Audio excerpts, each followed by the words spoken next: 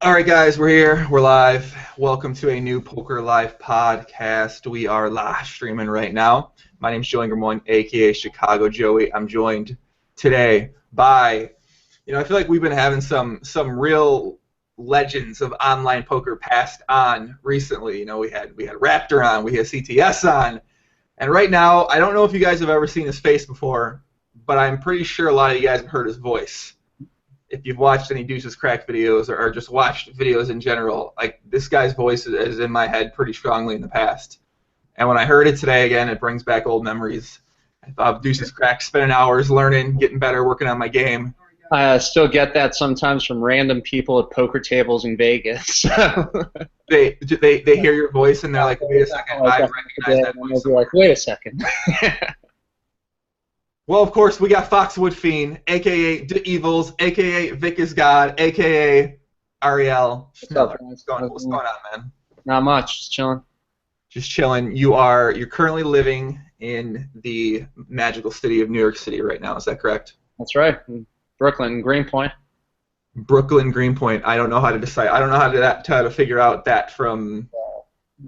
It's fun. It's cool. It's like one of the nicer areas. It's up and coming, and it's entirely too cool for me. I might move somewhere else pretty soon. Do you happen to live by David Benefield at all? Is he? I don't think so. I think he lives in Manhattan. We don't really hang out in the city.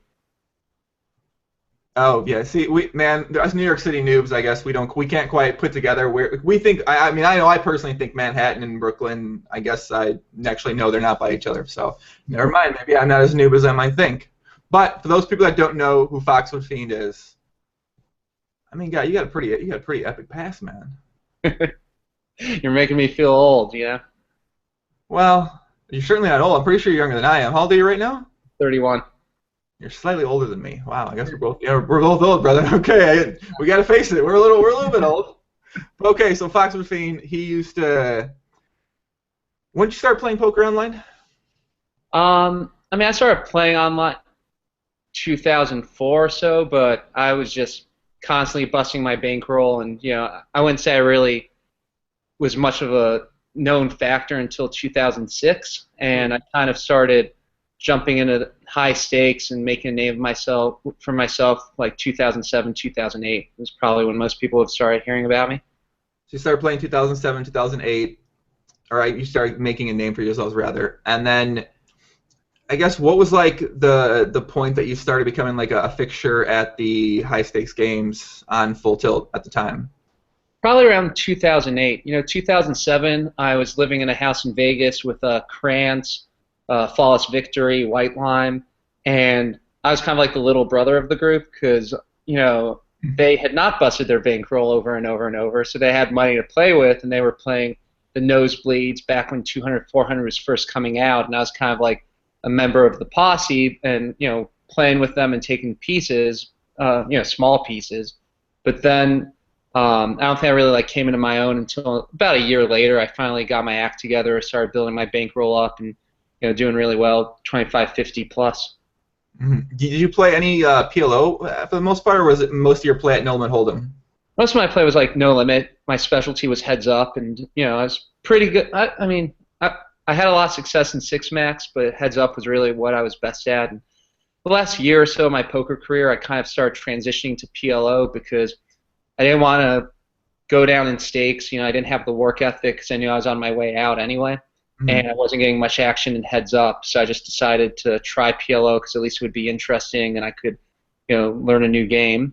Then I had mixed results in a small sample size, and was kind of learning at 25, 50 plus, which is a good way to feel pretty stupid, because every time I felt like I had a hang of something, I would just learn something from somebody owning me or just see somebody take an approach I wouldn't have thought of. I'm like, all right, maybe $100,000 swings aren't the best way to be doing this. Yeah, I think what you found back in the day was a lot of people that came over to PLO, they tried it at 25, 50 and plus, like a lot of the high stakes no limit guys. And right nowadays, you never see that happen online. They probably play live when they do it. For the most part, you never see a brand new player. Did Jungle Man do it? He might have. Jungle Man might have done try. I don't. Not Jungle Man. This fucking Jungle Man's in his own little world of poker. I don't know how he does things, but I think he's really the only person. But you never see that anymore. And was that something that was pretty common back when you were playing, when you wanted to move over to a new game? Yeah, I think so, and I think that there's a lot of factors for it. One is that, I mean, the poker economy. I'm not following the poker world too closely these days, but I imagine just based on following it, the high stakes thread and stuff like that. The action's always dwindling and the recreational money's going away, and that creates this like chain reaction of game selection, which means, if you take a big loss and there's not much, action going on, then you can't replenish your bankroll. And I think that these days people are both like afraid to take risks, and I also think that more importantly, they're just more professional about things. They kind of realize I'm not out here to prove a point, other than like some HSNL power rankings that get posted that lead to like one battle every once in a while. Like people aren't really shit talking like they used to. I think it's like it's too reckless or too irresponsible to take a big loss when you can't just grind, and build up your roll again, as easily as it used to be. So I think that, I wasn't typical because I always kind of liked gambling, and I really did have confidence in my PLO game. I started off with some 5-10, 10-20, and I thought, like, I'm learning and I don't have that little of an edge, and this is the best way to learn is when I care, because I always had trouble, like, taking stakes that was massively overrolled for seriously. Mm-hmm. But, I remember lots of players were just kind of transitioning over to 10-20, 25-50 PLO. I mean, a lot of them predominantly world-class high-stakes no-limit players, and I think that, even though they knew that's a different game, you still feel like I can figure this out. So I remember, You're Not in Danger 2, Scott Palmer, who was just one of the best no-limit players at the time, maybe still is, I don't know, but he just transitioned to PLO around the same time as I did because he was just, like, fuck it, I can afford it, and I'm gonna figure it out. I don't think, actually don't think he plays online anymore. I believe he played PLO for a brief period post Black Friday, but I haven't seen him online in quite a long time playing anything on. I actually wonder what happened to that guy. You're in Danger 2. You're Not in Danger 2. Yeah. You always confuse him with the actual You're in Danger screen name, so it's kind of like you never really, knew who was who. When you were playing No Limit, did you ever play the 500 1,000 games that ran on full tilt? Oof, that's some PTSD here. I had the worst luck with those games, just as a player, as taking action. I mean, like, when those games were really popping, where, I have all the respect in the world for Dur, at least back then. Like, everything I say is caveated for, like, I don't know where people's skill sets are now. Back then, Dur was, a world-class player, but he was never. He'd been slipping for a couple years, I think, and focusing on live poker and PLO. So for like high stakes, a lot of my friends and I considered him a bit of a mark. And Guy Lalibert, guy whose name shall remain anonymous, was just giving away money. And I had like a standing order. I had some heads-up actions, standing orders against like Gus Hansen at the time too. So I had like pieces of Sauce, Ike, Flawless Victory, Stinger, some of the best players in the world playing some of the juiciest games in the world, like ever. And I played, my friends played, and I took big pieces, and I lost like over $1 million taking pieces in a time where basically I was grinding 25-50. I had pieces of other players, and every day when I would wake up and check my email, it would just be like, hey, lost you 80 grand, here's the hand histories, and my jaw would just like drop, and it got to the point where after months I would just literally be afraid of checking email because I knew that when I did, I would have a monster losing session that I didn't, woke up to. So, like, I myself played, and lost maybe 4 or 5 buy-ins that I had a pretty decent piece of, but that whole 500 1,000 was just like, I had, like, the biggest conglomerate of amazing players in the world, and like, if you combined them all as one player, it would have been, like, a 1 in a million losing streak, So, yeah. I mean, like, when you think about guys you want to have a piece of, obviously, Ike Hollywood Haxton. Guy I'd like to have a piece of Sauce. I mean, Sauce back then, I guess Sauce now and Haxton now are, I guess their profiles are even higher than they were back then. Stinger was at pretty much his, actually, that was right before maybe Peak Powers. Peak Powers might have been slightly after that when he was playing a lot of PLO too. But those are really good players to have a piece of, and some of the best games that, I mean, you'd have obviously, you'd have one juicy, really, really fun player, and then you'd have even some regulars that probably should never be playing 501k in their entire existence. Yeah, and I think that a lot of the reputation the guys like Ike and Sauce have now are reputations that if you knew what was up, you thought of them as highly back then. I'm sure they've gotten better and better because one of the things that I'm like truly astounded by is that they're still not only like playing pretty consistently, but also you just see them in hand histories that they play doing new things, trying new lines, and you can tell they're working on their game. But even back in 2009, 2010, everybody knew that they were some of the best players in the world. It wasn't a secret if you were in those games. And I think, I was pretty selective with who I took pieces of, and it didn't work out. When you so someone said we mentioned about the staking thing. I have a pretty good idea how it works since I've ventured into the whole entire buying pieces of friends playing high stakes for a brief period of time, and I was like, I'd rather just lose it on my own money. I'd rather lose my own money at lower stakes or at the same stakes and feel happy about it.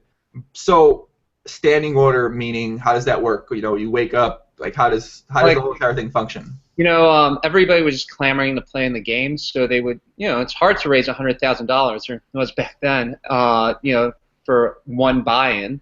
So people would send out emails like, if anonymous billionaire is in the game, I want 30% of myself. I'm trying to sell off the rest. And then you would just say how much you're booked for, and if you wanted a stop loss, you would tell them, but really that was poor form, because it just makes the counting impossible.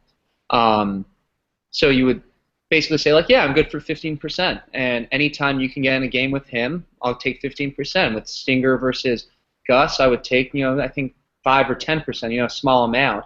But they would just chop up the action so that they could play games in which they had a big edge. And it's important to understand, like, everybody who was playing was still somewhat overextended when they were playing. There was this real kind of attitude of, if I'm playing, I want to get myself rich, or I don't want to be playing like, 50, 100 with, a $90,000 buy-in copay or whatever. I want to have like a huge piece because this is a ton of people's money, and I want to just, be as invested in it as possible. And people were dreaming of, like, getting mad rich by just crushing the world, and everybody always wanted a bigger piece of themselves than they were going to take of anyone else. There's always ego involved, For sure. Yeah. I heard in your voice earlier when you mentioned the heads-up rankings list. I heard you were really upset that wasn't existing when you were around, because you would have went for that top spot at the heads-up no limit rankings. I mean, it's so weird because back then, it was just kind of like the way it worked is you just sat at a table and you wait for people to play you, and people would actually play each other fairly regularly. So you had a pretty decent, like, informal ranking structure. Like, the only people who would consistently come and play with me were like Sauce, Ike, and occasionally, David Benefield would, try playing. Jungle Man, I kind of caught him on his way into the poker world, and I think he saw other spots he'd rather play than me, like, while he was really on the rise. But there's also kind of a sense of, some players I wouldn't play because I didn't think they were worth it, and maybe they wouldn't ever sit at my tables because they knew that I'm just, like, not really down to fight. So you never really knew.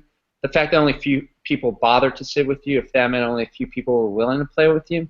But I can confidently say that, like, only maybe 10 people in the world were willing to consistently give me action. And these days, you can't really infer that from the fact that only 3 or 4 people are playing you, because I just feel like nobody really plays that much against each other.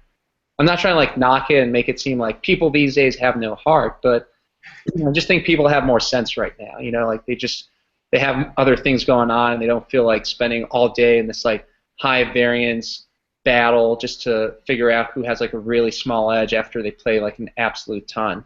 Yeah. Yeah, I think a lot of the reasons why you mentioned earlier, just the ease of almost making back the money, whether it was actually easy or not, obviously debatable, but it seemed like the opportunity was there to make back the money much more than it was, much more than it is right now in the state of the games they are. I think that gives, I think that makes people want to battle a bit more too. Just if you, because I know for me personally, if I can make back the money easily, then I'm gonna play higher stakes. I'm gonna take shots more. But if I can't, if I have to drop down 4 stakes or 3 stakes because there's some stakes that don't run between like 51 and 510, well then like it just doesn't make sense for me to want to play that high. Yeah, and I also think, I always consider myself like one of the 3, 4 best heads-up players in the world, but well, not always, but in my peak. But at the same time, I think that everyone's capable, or not everyone, but every elite player is capable of making that claim because there's always going to be someone who's a matchup problem for you. I mean, especially back then when there was so much more exploitative play going on and a lot less, game theory, like calculating. You could just there were different styles, and there were people who were more sophisticated in theory than others and more adaptive and, exploitative play than others. And I kind of found myself always like, not the best at either of those, but one of the best in both of those areas. And you could have someone who just is like kicking your ass on the exploitative side who you just can't figure out. But if he played a bunch of people who, played a different style than me, maybe they would beat him up and he would do way worse against the entire slate of regulars, while he would always be somebody that would give me trouble. So I think that, I see these rankings and I find it like really fascinating to figure out how they're doing it right now because it's very complicated. You could have a guy who kicks your ass and just you would never want to play, but you would do better against the other top 5 heads-up regs in the world. So how do you rank that, Well, yeah, I think I would never play. yeah, I think so. I guess TC did rankings, JMO did them, Doug kind of made a couple. I think they took that into account. So, for instance, it was their own personal ranking. So if they had trouble playing against one person, for instance, I think one of them had troubles playing against Jungle Man. I mean, who doesn't have troubles playing against Jungle Man, obviously. So they might have ranked it a little bit differently than other people might have, taking that into account into their own personal perspective on things. Right. But now what you found, they haven't actually done the rankings anytime recently, so it might have caused a bit of drama in that they weren't quite ready to, I guess, really embrace or get involved with. So I think that's I think the rankings are great, though. They're great for the games. They're great for the rail. They might not necessarily be great for the players currently playing at the top, but I think it's great for the guys that are like 10 to 20 because I feel like it gives them something to shoot for. Right. You can honestly, that's something that I really miss about the poker world. And I've moved on. There's a lot of stuff that I look back at and I don't miss at all. But the one thing that I really liked was just this idea of gunning for other people who have worked just as hard as you or, roughly as hard as you or think they're as good as you to get to the same level that you're at and just like going at it until one of you guys just realizes like, no mas, I'm just not at this guy's level.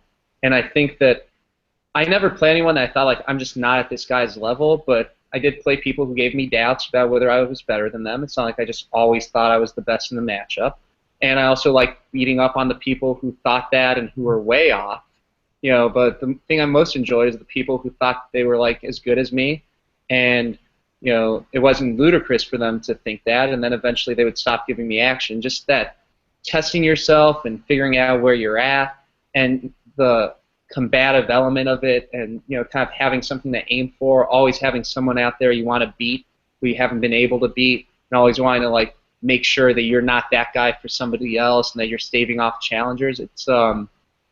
It's really a crazy world, It's like this semi-pure meritocracy where just everybody's filled with ego, but at the same time has to like be realistic, and everyone's kind of like feeling each other out. And, it doesn't happen in many environments or many professional outlets. So I feel like we could go a couple different directions off that idea alone. I guess who back in the day do you remember some people that gave you trouble that you were sort of like the hurdles for you, like conquering? Once you conquered these people, you knew you were really improving your game. Um, I think kind of huh, I don't know, because I think that once you conquer them, you kind of dismiss them as having been as big of a test as you thought. You know, I can definitely think of the people who towards the end always gave me trouble or I stayed away from. Um, I definitely remember there was like, you know, one day I was playing 200, 400, 6 max. And I don't want to say the wrong names because I'm not 100%, but basically it was kind of a reg battle. And I was at home, and I remember this distinctly because my brother was at law school at the time, and we were all back home for the holidays, and my brother got some news that he was like second in his class, his first year at Harvard Law School, and my parents were just like jumping up and down with pride. And meanwhile, I'm at like a 200, 400 table that has like Genius 28, CTS, and like one other person like sitting out. You know, like maybe J-Man was there instead of CTS. You know, I don't remember the exact names, but it was like all these elite players. I was the only one still there. And to me, that was like, you know, it's not like they never played me again. You know, they would give me action in the future, but that in that one moment, those people who I was friends with and I considered peers just decided, you know what, I'm done for now. And I can't even like convey to my parents like how amazing this moment is for my career. While they're just like so proud of my brother, you know, congrats on law school. It was that way. So when did were you in school at that time yourself? No, I hadn't even decided to go to law school at the time. Maybe this moment in time was a reason why you then chose to go to the same school for a similar thing. I guess we'll talk about that because I think it you know, it describes who you are. I think a lot of people out there that watch my podcast, there's some, I mean, even if they're newer school in that of the last 3 years, they might not know much about you or much about, you know, your game or I guess the impact I feel like you had on the poker world in terms of just helping people, myself included, and entertaining people and kind of just having like just a very great personality to follow along with. And so when did you decide to go to law school? I think in 2008 I applied, and I kind of, in the year before that, had gotten tired of poker, and I kind of knew I didn't want to do it for the rest of my life, and I didn't know what I wanted to do next. So I posted on the message forums, my 5,000th post was like, I'm quitting poker. And, you know, I think that a lot of people were surprised because back then people didn't really quit poker as much as maybe nowadays they do. And at the time, I thought I was going to go become an investment banker or a hedge fund trader or something like that. And looking back at it, it's totally crazy. I mean, like, I knew nothing about what I wanted to do, and I consider a lot of those jobs like stressful, boring, and bad for society. You know, but I was just like, I need to get out of here, but you know, maybe it would be the same skill set. And eventually, I transitioned into realizing that law school is probably more up my alley, and that I'd find more interesting, and that I could actually do something fulfilling with it. So in 2008, I guess, is when I applied. And then you started going very soon after, you know, so you get accepted, and then you have a decision to make. Like a year. Yeah. And then you have a decision to make. Do you still play poker? What do you do? Do you go? Do you like? How did you decide to, I guess, choose it at that point in time? Because this was still when you could play poker in the United States. Right. So actually, one of the reasons why I chose Harvard Law School, and it's going to sound absurd, is because they have like a grading system where it's like high pass, pass, or low pass, and very few people get low pass, and like a third get high pass. So it's a very gameable system where you can not work that hard. If you get a pass, nobody will know if it's like a B or a C, and if you're like somewhat smart and cram, you're bound to get, you know, some high passes. So I just thought it was like a perfect law school for me to figure out if I even wanted to be a lawyer or what I wanted to do. So my philosophy was basically that I would not really study that hard, and I didn't completely blow off my classes, but everyone's freaking out about their first year of law school, and I'm just like, you know, I'll cram for exams, my D's will look like B's, and, you know, who cares? And then after one semester, I was like, I don't know about this, I want to go start up this Rap Genius company and also like work on Deuce's Crack some more. I took a year off. And I was like, you know what? Get the degree. I'm already in. Eventually I'll figure out what to do about it. So I re-enrolled in law school.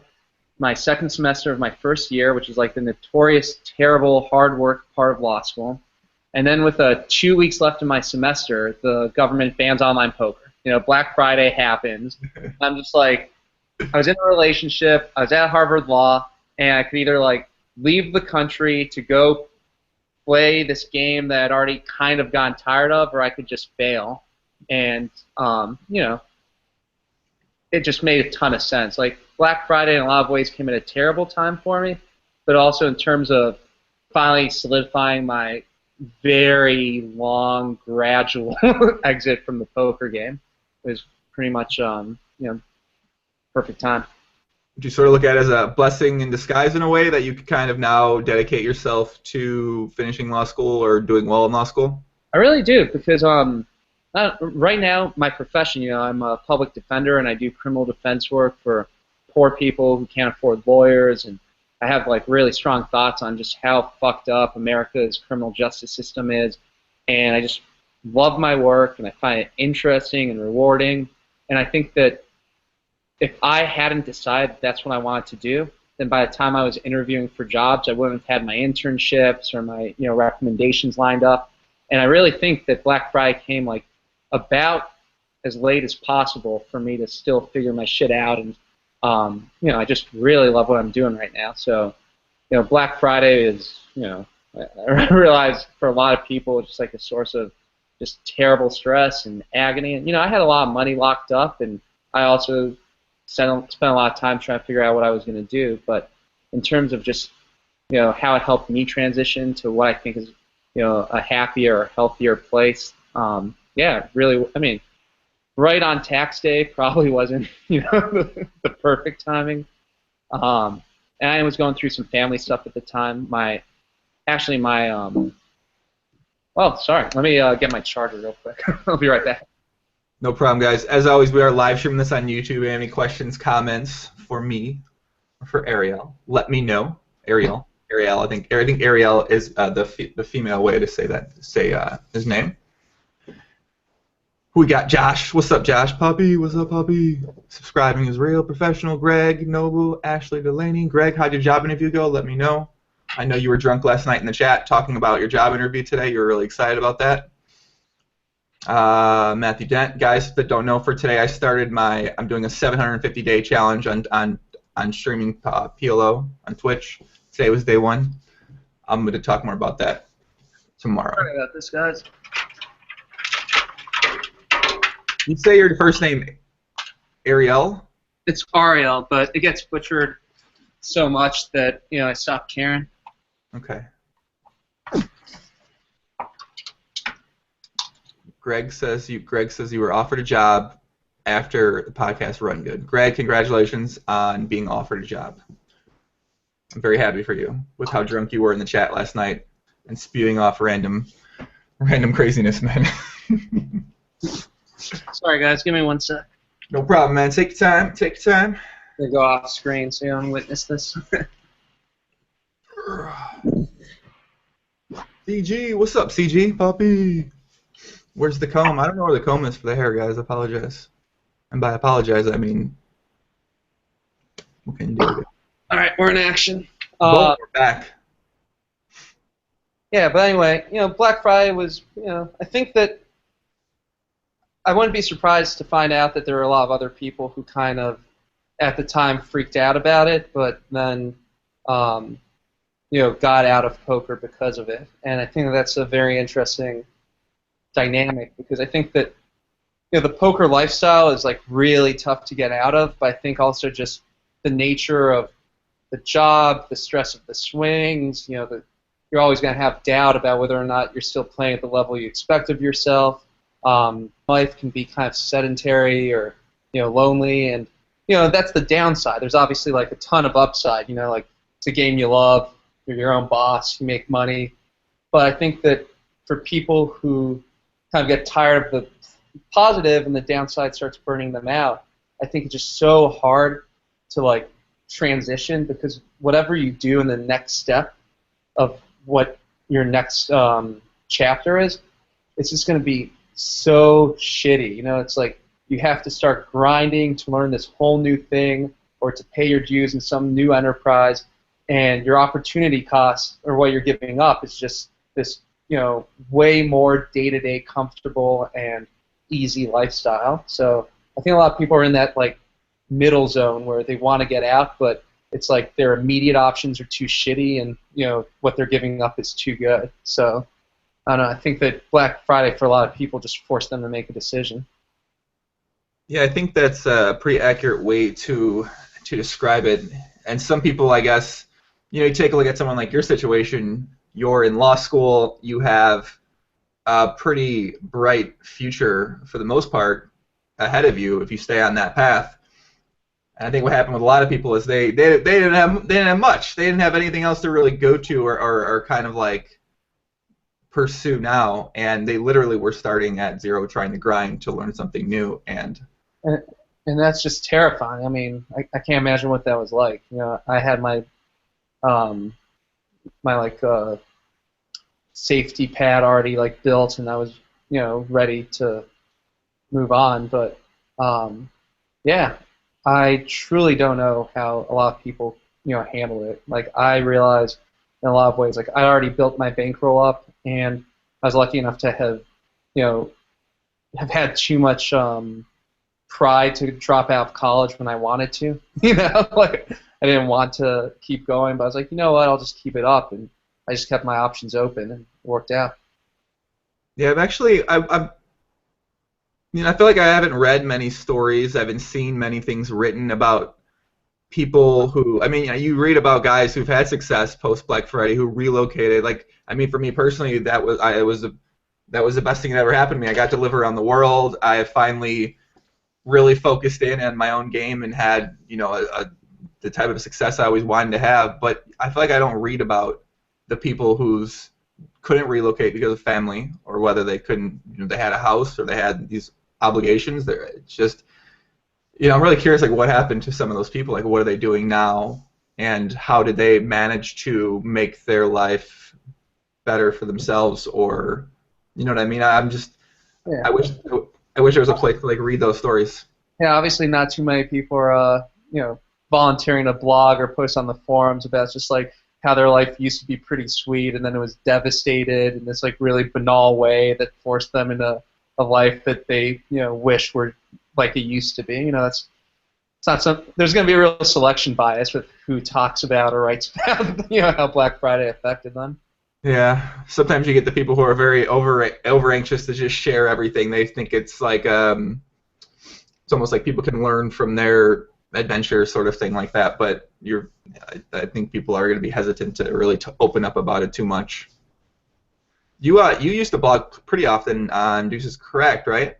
Yeah, you know, I was an executive producer for Deuces Cracked at first, and I did a lot of the content the first couple of years that they were making videos, and sorry, I was also coaching at the time, and you know, it's just so crazy looking back at how much money I was charging for coaching, and not because I think it was like even necessarily a bad deal, but it's so far removed from the world I live in now that, you know, people would be paying hundreds of dollars an hour just, you know, to talk about poker.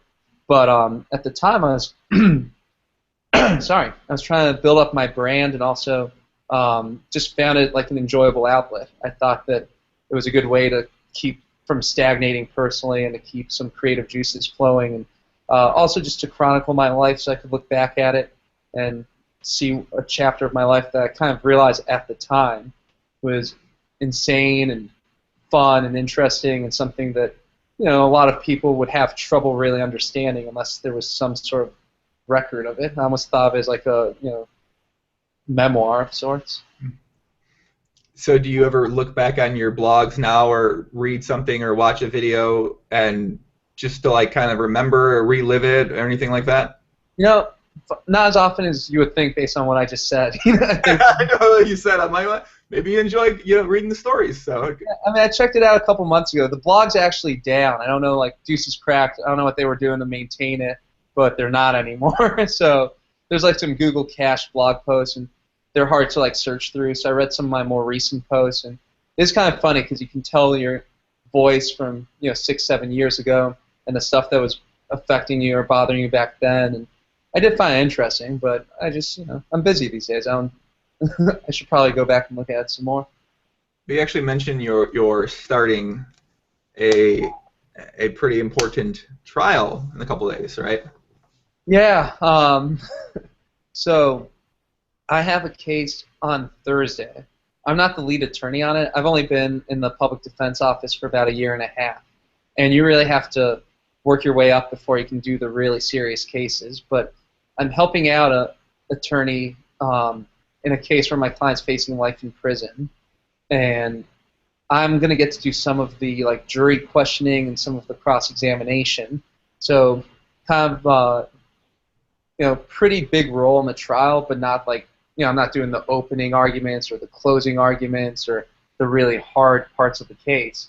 But it's just really insane. It's intense, and I thought the trial was going to happen a couple times, and then it got adjourned or delayed for another few months.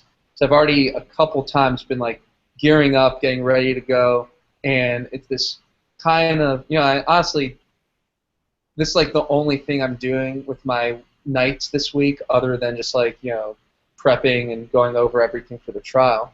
But it's like so crazy because it's my first real trial experience, and the stakes are so high, and I'm confident, I'm prepared, but it's the kind of thing that just impossible to really process. It's like how fucking serious this is until you just do it and you're in the trial and you realize it's actually happening. So that's been on my mind for a week or two. Fuck, man. I mean that's some crazy shit, man. That's and this is this is the start, I feel like, of your lawyer career, and this is the first of most likely many similar cases. Would you think that? Yeah, definitely. And it's the kind of thing you sign up for the job to do. Like it doesn't get higher stakes other than death penalty, but we don't even have that most states. It just doesn't get higher stakes than somebody facing life in prison. And when you're imagining yourself doing this work, you're imagining people who really need help, who are facing just this inhumane incarceratory system with terrible living conditions, and arbitrary guards and punishments, and I'm trying to keep people out in my day-to-day life for like they're facing a couple months in jail, and I'm trying to keep them out, and normally I do keep them out without even having to try the case. And then all of a sudden it's like fast forward from like you're way behind what your kind of like goals and dreams were, like you're paying your dues, and then it's like, well, fast forward to like the heaviest, most serious shit that is gonna fuck with your head, and then come back down to what you're doing day to day after the trial's over, So, yeah, it's exactly right. It's like I feel like this is like a preview or like a sneak peek of what I've been working on for a very long time now. So I guess, do you prepare for this type of thing by talking to people that have been through it, reading? Do they teach you this type of stuff in school to better help you better like identify where your mindset could be or should be? Well, I don't think that we get like Tommy Angelo style life philosophy coaching for this kind of stuff. I think that law school and most public defense employers have a system set up where they teach you the technical skills.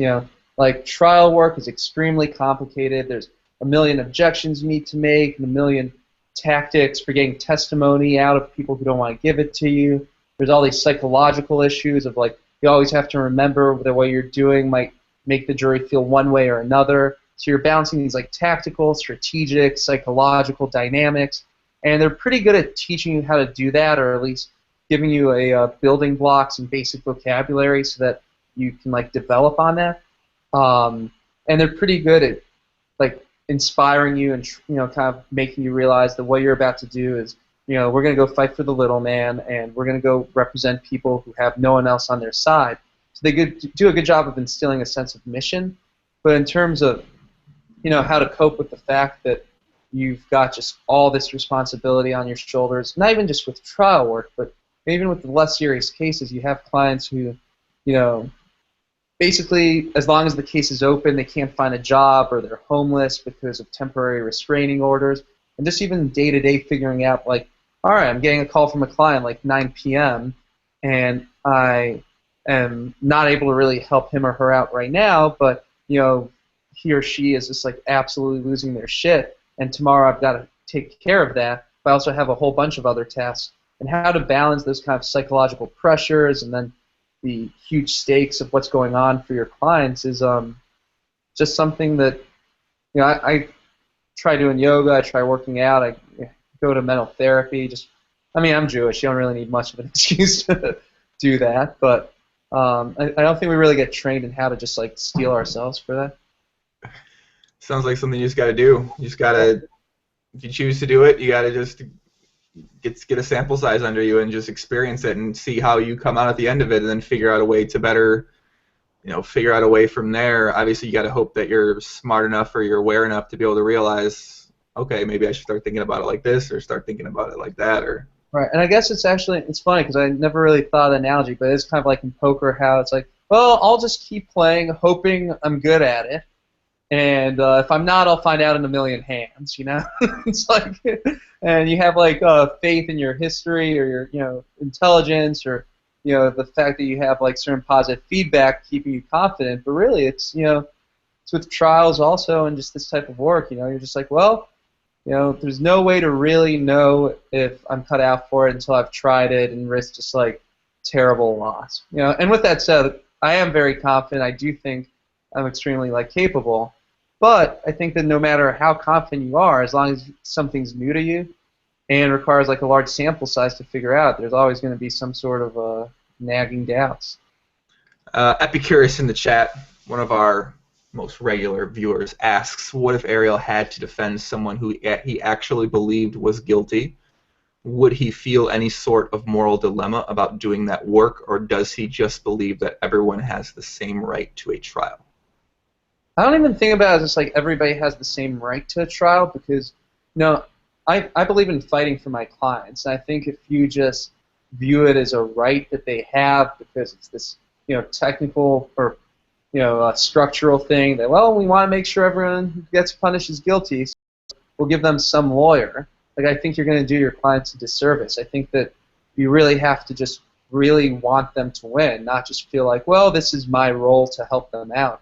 And, you know, I have no problems representing guilty people. And in fact, I think that what motivates me is the fact that our criminal justice system basically, in all sorts of ways, punishes people who need mental health, you know, care really early on and don't get it, or have developmental problems that leads to early drug addiction or poverty, or even just the fact that, you know, nobody's as bad as their worst mistake. I mean, other than like the biggest monsters you can imagine, like the stereotypical like blood-sucking sociopaths, like the vast majority of people who come through the system, even if they are guilty, just were under strain or made terrible mistakes, and it's not really what defines them. And then when we have like, you know, I have also just, you know, it's hard to work with someone who really depends on you and is in a lot of need and not want to help them out just because, like, again, I mean, I haven't ever had to deal with someone who's just like a pure monster. Everybody is, you know, deep down human and needs help and needs connection. And when you're their contact point for this extremely scary and uncertain time, then it's just really impossible to not want to help them out. And then I think overlaid on top of that is the fact that, you know, our criminal justice system is like the craziest in the world.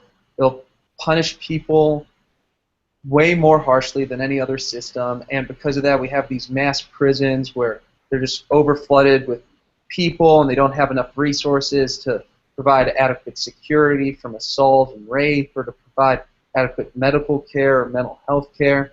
So you kind of take situations where people kind of, the deck was rigged against them from the start a lot of the time. I'm not saying in every single case. A lot of the people just like, the system was set up so that if you grow up poor or of color or with mental health problems, your chances of coming into contact with the criminal justice system is very high. and then all of a sudden you get one arrest, you get one bad case, now you can't get a job, now you can't find housing, your life deteriorates, and next thing you know you're like a career criminal.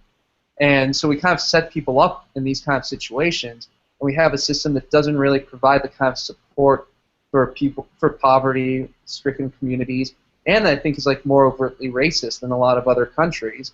And then on the back end, once we like set you up for that, we just send you to the just like darkest, vilest prisons. And because of that, it doesn't really bother me at all if somebody's guilty. In fact, I think that we've also criminalized so much conduct, and it's just insane. If somebody sees you pick up a phone on the train and they want the phone, and they tell you, give me that fucking phone, and you tell them to fuck off, and then they tell the cops that happened, that is a felony. Like bail will be set, you'll be in jail 9 times out of 10, and then eventually probably just like take a plea to a misdemeanor just to get out, and that can ruin your life.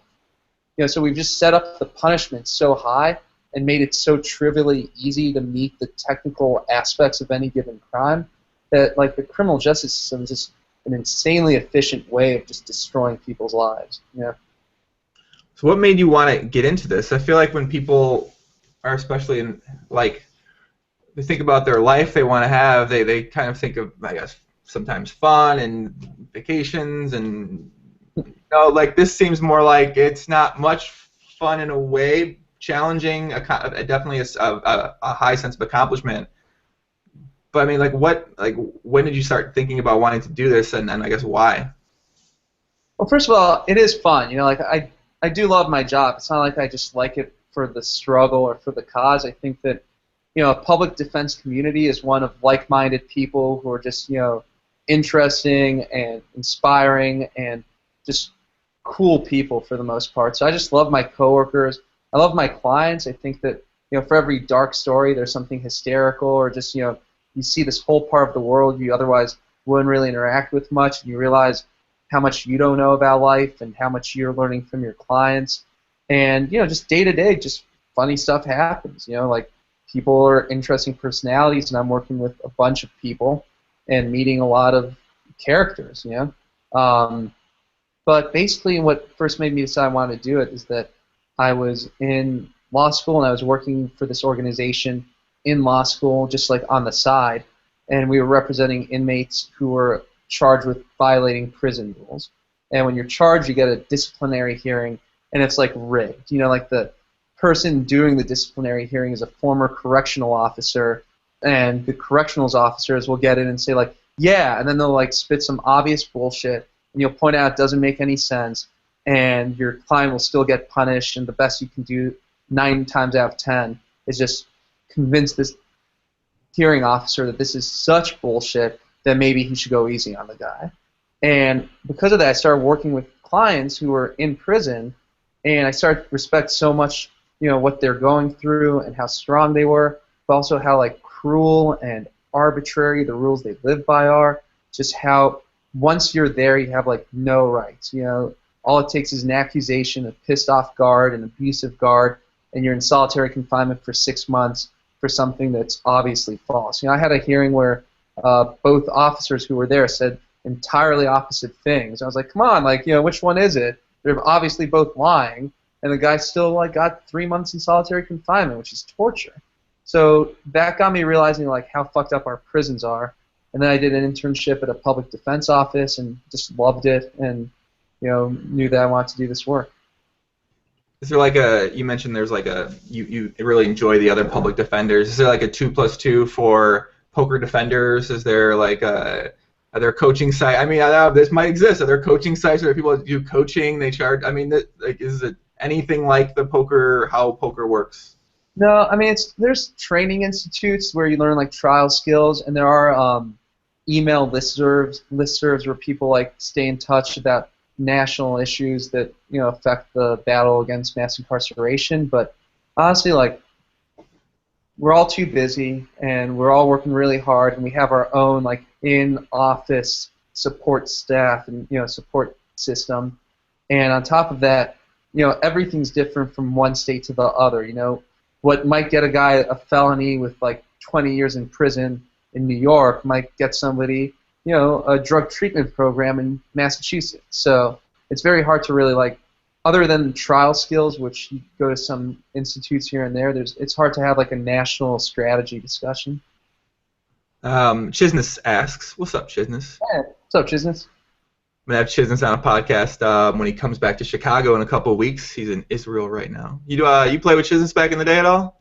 Yeah, definitely. I mean, we didn't play a ton, but I definitely, remember him from the 2+2 forums for sure. I feel like I remember you hearing his name at playing some 6max games. You're like, this guy Chisness, he's obviously a big short stacker, and the name, yeah, Chisness he's old school too, man.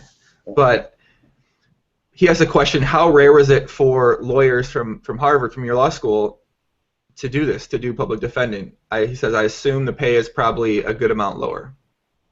Yeah, it's pretty rare. I think that in my graduating class there's something like 560 people around there, and the amount of people who went into either public defense or some similar type of work, by which I mean working for criminal defendants in some capacity or people convicted of crimes, was probably around 20. That may be an exaggeration. It may have been a bit less. But, there's obviously a ton of different public interest law you can do, and a lot of people, not a lot. I mean, Harvard's got a very corporate general population, and, they give a lot of resources for public interest, and they really do care about public interest as a school. But in terms of, by which I mean the administrators, there's lots of resources. But in terms of the student body, yeah, the vast majority of them, I think 90% or so, end up doing corporate. And, yeah, I mean, I'm lucky. I think that I don't really judge people who went to corporate law because, I'm lucky that I had the financial comfort to pay for law school without debt, have enough in the bank that, I'm not set for life or anything like that, but I don't have to worry about any sort of financial pressure anytime soon, especially as long as I don't have a wife and kids. So, I was uniquely set up, and I think that the people who really deserve a lot of credit are people who just have tons of debt, aren't making money, and are still going through this stressful ass job. And, there's always 10 to 15 of those every year. You were set up directly because of the success you had in poker? Yeah. I mean, I had money in the bank. I would have had a lot more if Rail Heaven had gone well. It's that was the difference between being set for life and just being comfortable. But I think that these days I'm just happy with what I have. I realize I'm really lucky. I'm sure once you see a lot of people living in the type of situations and going through the type of things they go through, I think it probably makes you appreciate your own situation that much more. And yeah. And even just the little things, like the fact that I have a nice apartment that doesn't stress me out, is a day-to-day comfort that even a lot of my coworkers, they need to take on roommates or they have smaller apartments, and I think that even in the super small ways that you wouldn't really think about, I'm at the point where money day-to-day is not a concern, and I think that that's basically the most important financial jump to get to. I think once you start making more money after kind of the general level that I'm at, you just want more things. You just start judging yourself based on other people who are in the same kind of lifestyle that it takes to make more money, and I think you end up just kind of increasing your expectations every time you've just surpassed them. And right now I'm just I've locked myself in a job where I'm not in any sort of keeping up with the Joneses or expecting this awesome baller lifestyle, and I just realized that I have it really well. It's quite keeping up with the Joneses is a great. I learned what that was after I watched a movie called The Joneses, basically, and just the idea of it is something I never thought of growing up, but I guess just now, as I get older and you see people and you see their thought process in terms of wanting to have money almost just to fit in with other people. It's not even they necessarily want it for themselves. It's just to fit in and to be accepted and stuff like that. Do you see things like that I assume you see things like that in New York City and be involved in the field of work you're in? Yeah, well, I mean, I think that a lot of my friends and people I know who have gone through law school and gone to corporate law, one thing and a trend that I've noticed is that they start off just wanting to pay off their debts. I'm just going to do this for 3 or 4 years. I'm going to pay off my debt. But then the rate at which you pay off your debt is obviously dependent on how much you're spending and how much you're saving. And they realize, like, okay, I can take a little bit longer to pay off my debt and have a slightly nicer apartment or go out for meals more, just like small little things to make life a little bit easier. And then all of a sudden, the people they're hanging out with are all in these same neighborhoods. They're used to having a nice apartment. And even if it doesn't mean that much to them, they kind of get acclimated to a new comfort zone. And all of a sudden, the only way to maintain it is to work at a law firm. And they're making more money. And my brother, he's at a corporate law firm right now, and he basically says that it's shocking just like how into restaurants, corporate lawyers are. Like it's kind of like the same thing with poker players. That's like a big social thing. It's like going to the hot new restaurant or like the expensive ass restaurant, and it's because it's a easy way to spend money to validate your life decisions and to kind of like take a little bit of comfort from an otherwise stressful life. But you start doing all that, and the next thing you're not just going to start cooking 5 days a week and taking a job that makes a little bit less money. I think it's for most people like an upward trajectory of social expectation, and I think that it's really crazy because I know a lot of people who thought that they would never spend like 5-6 years at a law firm, but they're just kind of trapped now. And that's even putting aside the fact that it's expensive raising a family in the city, and a lot of people my age in their early 30s are starting to worry about how they're going to provide for their kids, or how they're going to have a livable space to raise their children. So yeah. So, do you think how much of an impact do you think you having money? So I mean, you're in a different position, I think, than some people would be. Maybe that impacts the way you see things and why you might say these things. Do you think that has a big impact, or do you think that maybe even if you wouldn't have that sort of something to fall back on, that you'd still might think like this? I think I'd probably still realize this was going on as I was like falling victim to it.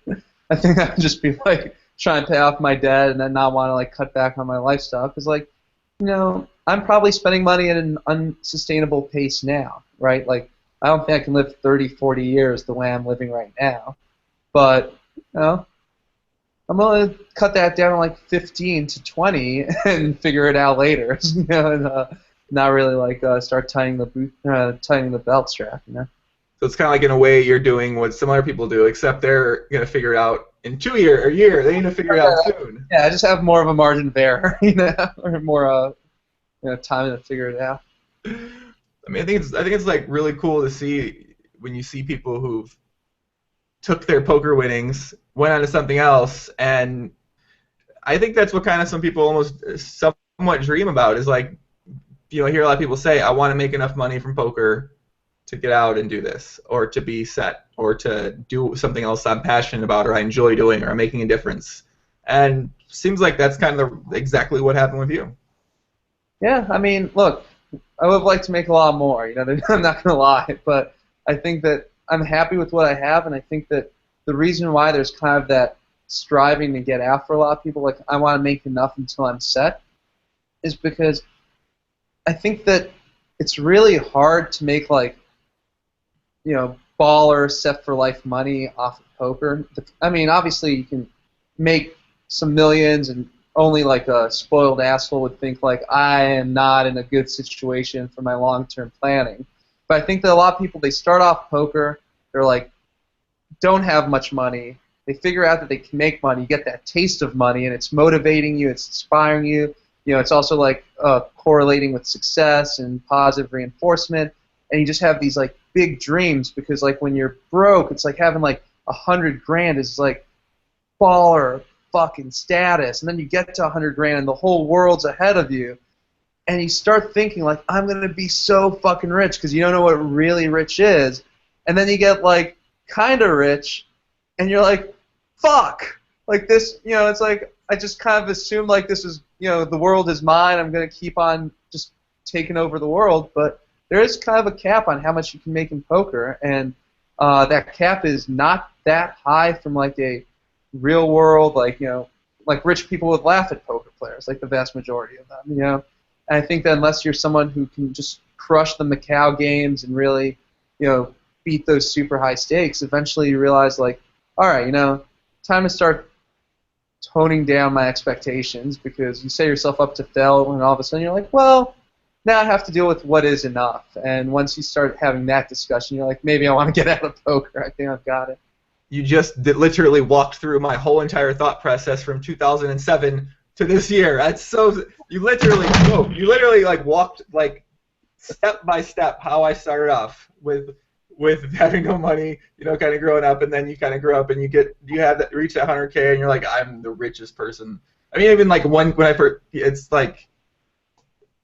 I'm gonna replay that actually later today, because I want to hear you explain that thing again, because that was step by step exactly what happened with me, and that's where I came to be, and that's why I moved back to the USA. And it's quite interesting the way that you put it.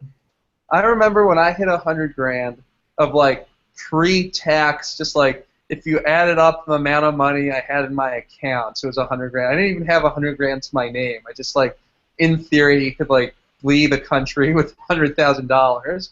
I played like this Nas song where he goes, "Fuck a yard god, let me see 100 grand," and I just like played that on loop, and I was like, I made it, I fucking made it. And then like 3 weeks later, I lost a ton of money, and I was like, all right, one day I'll get back there. And then like a year and a half later, I was finally like 100 grand again, and I was like feeling my oats, and I was playing gin rummy in the park a lot. I was living across the street from this park with Tompkins Square Park in New York, where a lot of homeless people like hang out, and some of them play gin rummy. And there was this one guy. We were playing really small stakes, and I was learning the game. I was kind of a fish, but I was on a hot streak. And there's this one homeless guy, who was in his 70s, and he was always talking about how he just lost $7 today, and he's been on a $50 losing streak, and he just wouldn't stop bitching, like telling bad beat stories, and I was really getting worried about him. And one day he just like stopped showing up, and I asked one of his friends who's known him for years, like, where's this guy at? And he was just like, oh, he's fine, he'll be around, he's just taking a break. And I'm like, should I be worried? He's lost like $80. And this guy's like, oh, don't worry about Frank. Frank has 100 grand in the bank. And I'm like, yeah, so, why is he homeless? Like, what's going on? And he was just like, 100 grand isn't going to last you forever. If that's all you got to start living in shelters and, put in money aside, because he's not making any money. He could live another 30 years.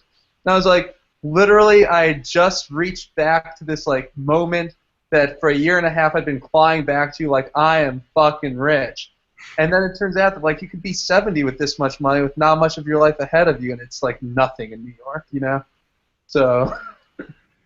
Jesus Christ! You're going to play gin rummy at the homeless park with homeless people for money. Yeah. I was like on a downswing, I like hit 100 grand, downswinged again, upswing, downswinged, and I was going on a vacation in a few weeks. I just like tilt cashed out, and I was like, I'm just gonna hang out in the park for a couple weeks. New York sounds fun, man. Shit, I kind of want. I mean, I kind of want to go to New York. Does sound extremely fun. I mean, I think Chicago is fun, pretty fun, but New York sounds much more fun, and it has the same weather, if not a little bit better in winter. So. That's a lot better. I mean, it's shit, but it's a lot better. Jesus, Tim F says, Jesus Christ, that old man is the knit of all knits. You might. Greg says, do all Harvard grads look alike? And then someone speculates you look like Mark Zuckerberg. And kind of from this angle I can see it with the glasses and literally this exact angle, but when you were sitting up more, I don't think you look like Mark Zuckerberg. No. I do kind of look like Mark Zuckerberg. I get it a lot because I have like, a baby face, pale with like short hair. I don't think like we actually look that much alike, but I get that.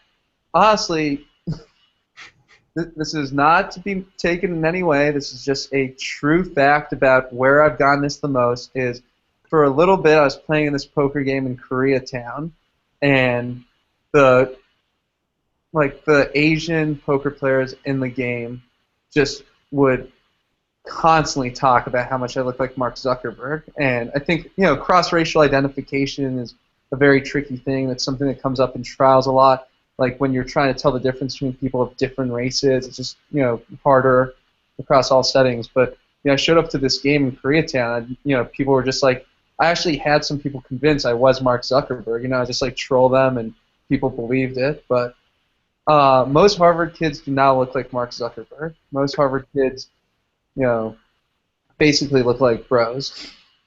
Let's go back to this game. Hold on a second. Hold on a second. So you walk into a game in Korea. You say, I'm guessing this is more than one game, but you're playing poker in Koreatown, and people think you're Mark Zuckerberg, and then you're making them actually believe that.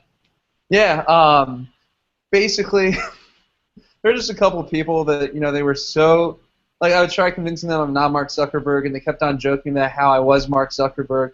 And finally, I was like, all right, I'm just going to run with it.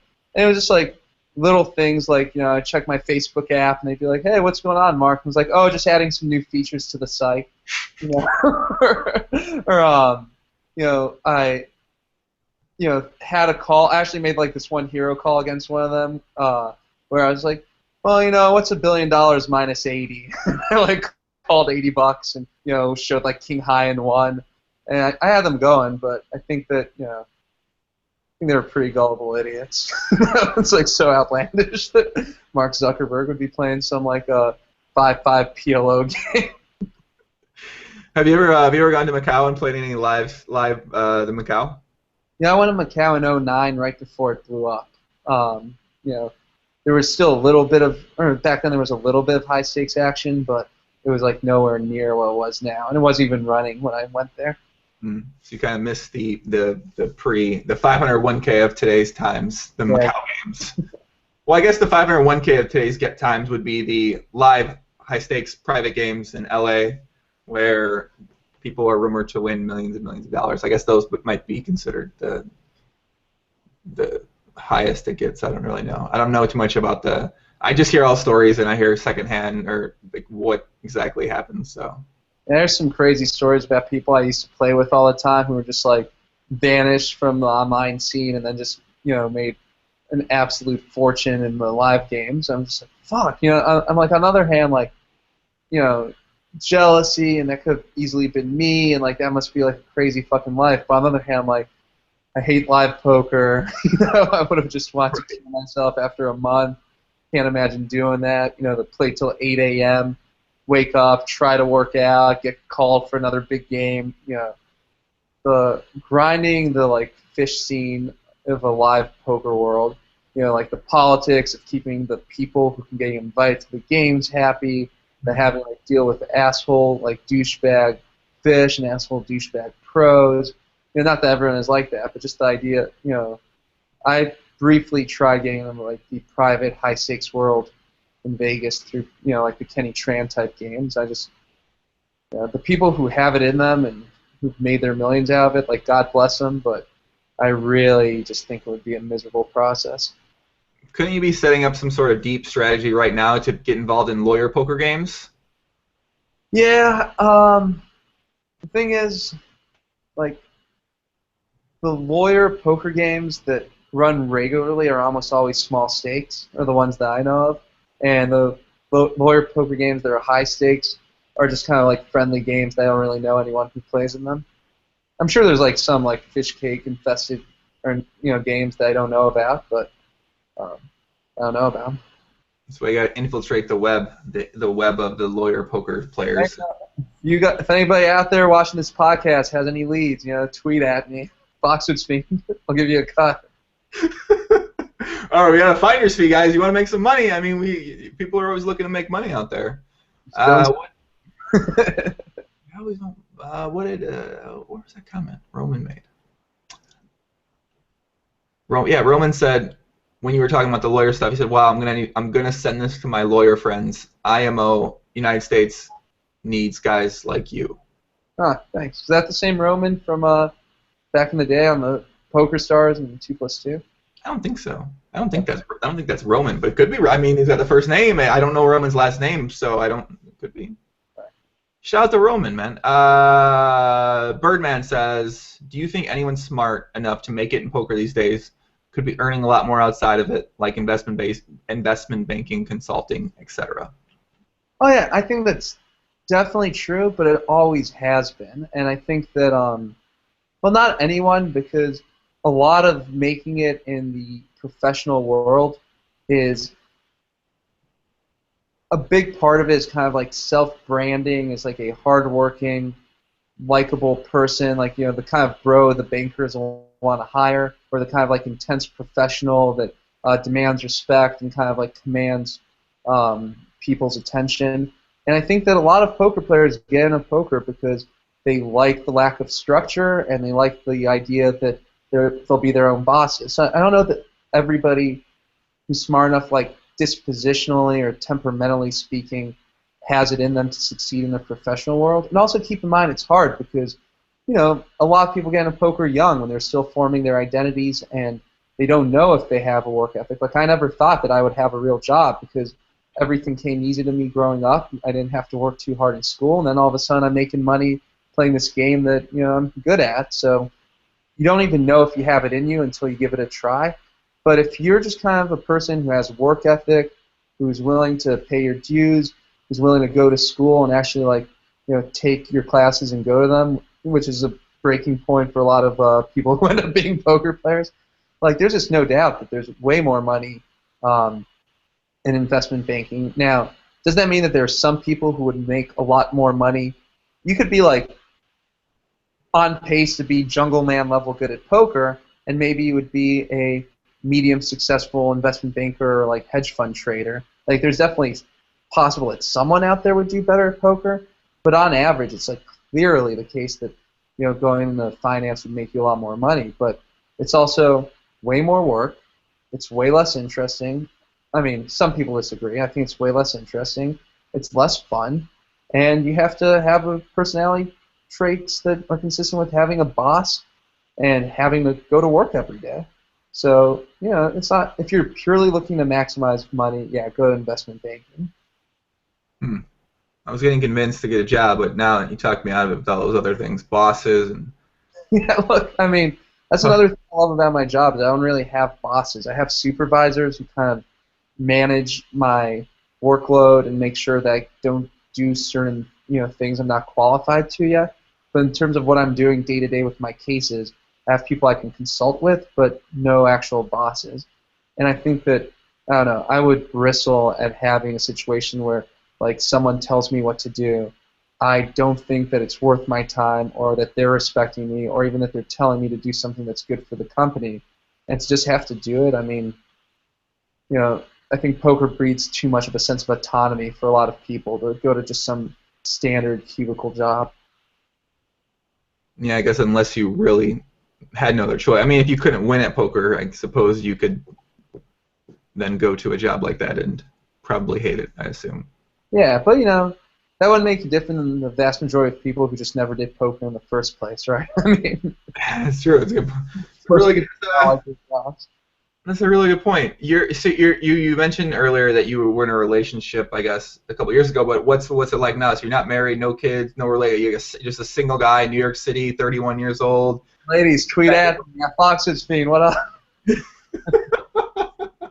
Yeah, Wait, no, hey, you say that sarcastically. We 3% women watch my videos on YouTube. Over 1.5 million hands or 1.3 million hand sample size. So there's a couple women out there, kid. Yeah, I'm not in a point in my life where I'm looking for anything serious. I date, I have like relationships that, kind of like come and go, but I am, I'm in no rush to start a family. I think I want to figure out my career, and I'm pretty picky in terms of like people that I find interesting enough to like actually do something serious with. So, yeah, I don't know. I think it's weird because a lot of my friends right now, it's like in your early 30s, is like when you either like settle down and get married, or where you like break up with your ex, or like fall into some sort of like professional rut where you're kind of like going to take a while before you ramp up. And I don't know where I'm at. I think I'm somewhere in between those. Yeah, with Facebook and everything, you always see everyone's in a relationship. They have children. Do you sometimes does that? It doesn't seem like it pressures you to almost do that same thing yourself. No, honestly, it's weird because I was reading about how Facebook depresses people because it shows everyone like your glorified version of their lives, and you kind of expect yourself to match up with kind of what they're choosing to present. And for me, I always thought like Facebook was kind of depressing because you see so much of that stuff that it strikes you as like boring and mundane. It's like you've got a puppy, you've got a baby, you guys got married. Like, okay, so did a million people. I see this all fucking day. It's like not interesting anymore. And to me, it just depresses me that I'm just kind of like, well, I guess this is what life is,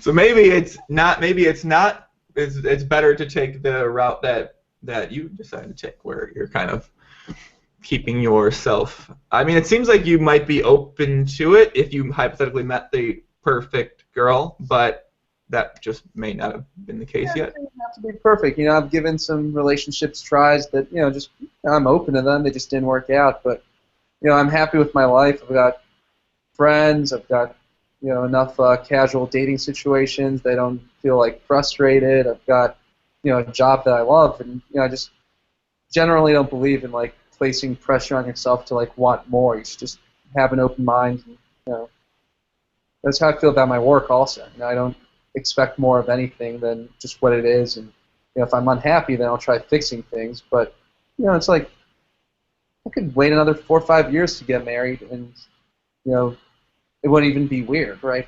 It's yeah. I mean, Well, that's normal. I don't think marriage is a pretty terrifying idea for me personally. That. Yeah, it's one step closer to death, Death taxes and marriage. What is that? It's not marriage. I know it's not marriage, death taxes, because people don't get married. It's right. I can't think of the exact quote right now, but I'm associating marriage with death and taxes. That tells you my view. I mean, I think that explains everything about that. Yeah.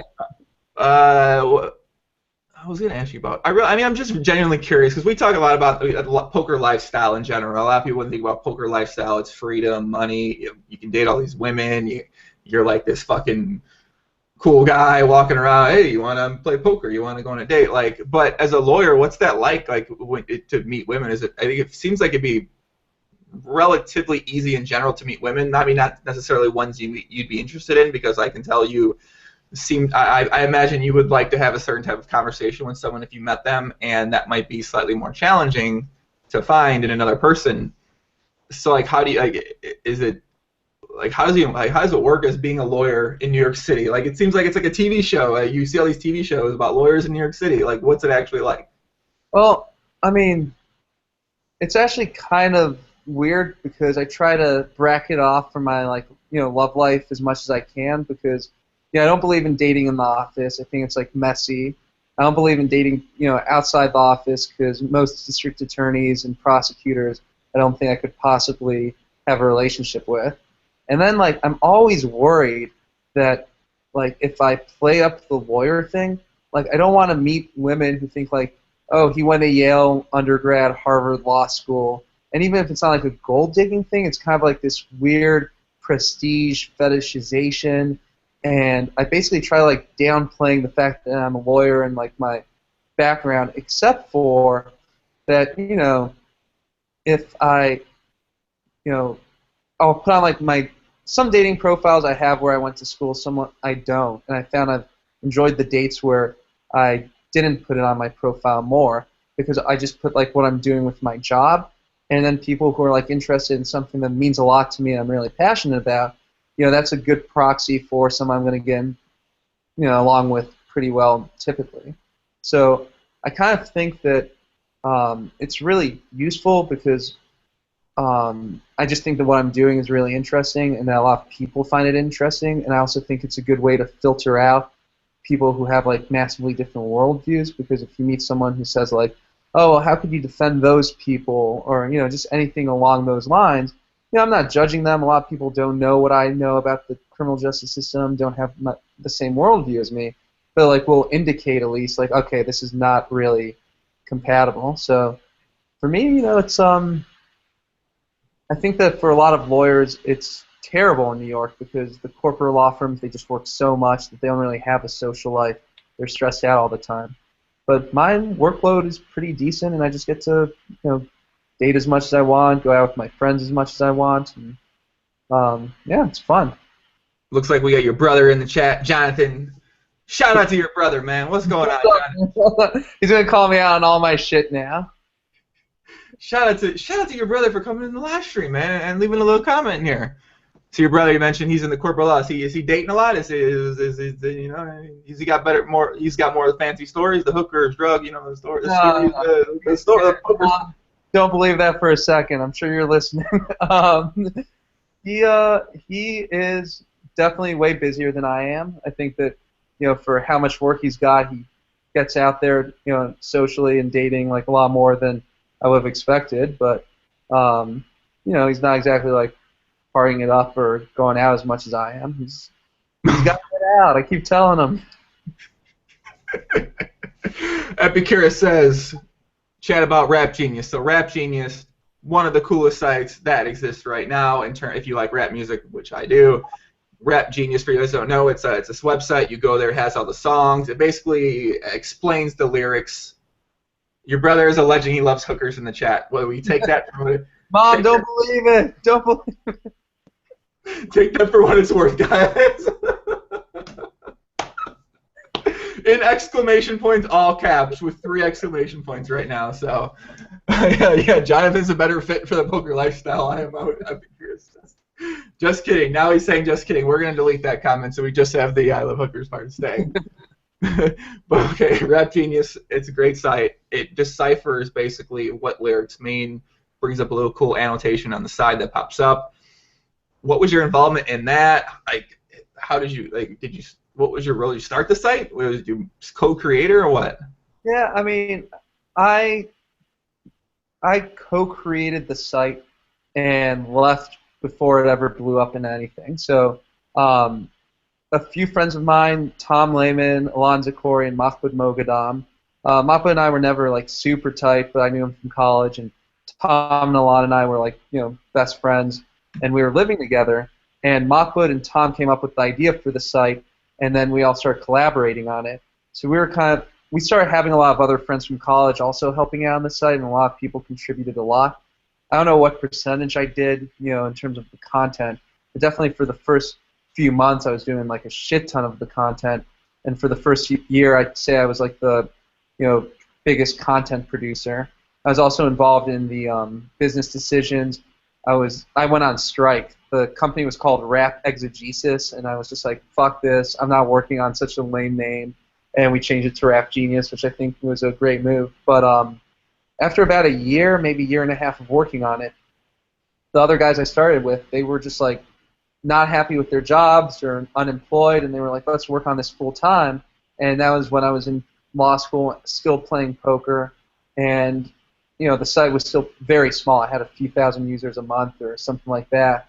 So it just didn't make sense for me to work on it. And then I left, and they just put in so much fucking work, and they built it up, and now it's got like millions of users, and they've raised like $50+ million in equity funding, and they're going to take over the internet. They've branched over to all sorts of other different. I mean, Mahmoud's no longer with the company. He was kicked out or resigned or whatever. But they're the guys who are still working on it are just they're taking over. They're expanding to all areas of knowledge: poetry, literary analysis, news, politics, TV, and they're also starting to create a feature where anything that you see on the internet, you can just annotate. So if you go to like NewYorkTimes.com and then you put Genius.com at the beginning, then you can just create an explanation of whatever you're looking at, and people who follow you can just like click on whatever you just created. So they're just turning it into just like the way the internet works, is people are just going to be sharing knowledge, not just on Rap Genius, but on like every site. Yeah. So I guess did you sell whatever like percentage you might have had in that then, or you still have this now and you're shipping the dollars from that? Yeah, I'm shipping the dollars. What happened is they gave me a very, very small piece of equity as a thank you, and I appreciate it. And I think that I wanted more. I think that as pivotal as I was to creating the site, that I should have gotten more equity. But I also realized that everyone always thinks they deserve more than they got. And I quit the site, and they worked on it all day, every day for like 5 years, 6 years now, and they're still not sure, what they're going to get out of it. So I think that everybody always thinks like, well, I did this for you, I deserve a lot, and then just like downplays just like how much more work there was to do, in these kinds of situations. So if they raise 50 million, I guess how much money are people actually seeing from this that own this? Like, I mean, I'm not super familiar with once you get to crazy numbers like that. I don't know too much about it. Like, how does that work? You get money at the end if you sell, checks Yeah, along the so, way. so right now they're making no money is the funny part. Like it's all just an investment by these big time venture capitalists or yeah, investors, basically gambling that one day it's going to be such a big feature of how people use the internet. They'll be like, Twitter, like, who knows how Twitter is going to like make a shit ton of money, but everyone's just confident that when you are pivotal to the use of the internet, that that's going to be valuable. So I think that right now nobody's made any money off of it. The people who work on the site draw a salary, and they have employees that make money. But in terms of cashing in on their investment, I think their investors are just being really patient with it and realize that they're gambling on a really high upside. Hmm.